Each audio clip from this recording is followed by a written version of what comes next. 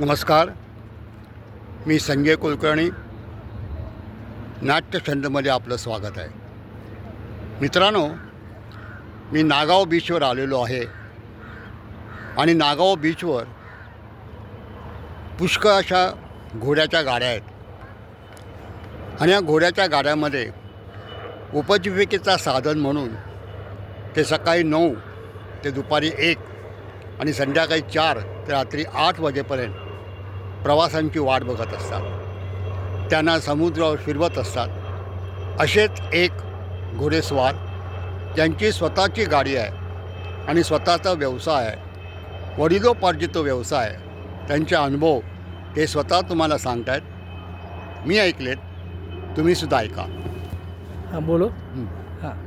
हा आमचा आजोबापासून व्यवसाय. म्हणजे मुक्या जनावरांचे बघायला गेला ते हाल होता कामा नाही. ते पण आणि गंमत अशी आम्ही 8ला येतो, 12ला वर जातो.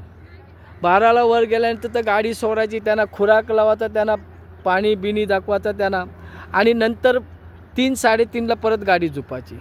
आपल्याला पैसा किती असला तरी थोडाच आहे, का मुक्या जनावरांचे हाल होता कामा नाही. मुक्या जनावरांचे जर हाल झाले तर त्या पैशानं आपल्या यश येऊ शकत नाही. ते पण हा परंपरेपासून आमचा हा आजोबापासून व्यवसाय. त्याच्यानंतर इथून गेल्यानंतर आम्हाला 7 वाजल्यानंतर 7ला आम्ही निघतो. बोलू ना, 7ला निघतो. इथून गेल्यानंतर त्यांना सर पावडरीने धुवायचा, त्यांना धुतल्यानंतर त्यांना गरम पाणी घालायचा आणि खुराक लावायचा आणि आपण आंघोळीला बसायचा. त्यांना खाईल तेवढा खुराक आहे. ते पण असं आहे. त्याच्यानंतर पुन्हा बघायला गेलं ते रात्री 3 वाजता त्यांना परत त्यांचं मशागत करायची. त्यांना 3 वाजता खुराक लावायचा.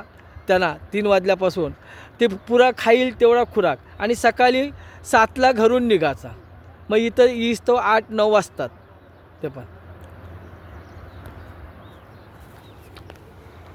मित्रांनो, ऐकलं तुम्ही. बघा, तुम्ही नागावर आलात तर अवश्य या घोड्यावर बसा आणि बघा. धन्यवाद.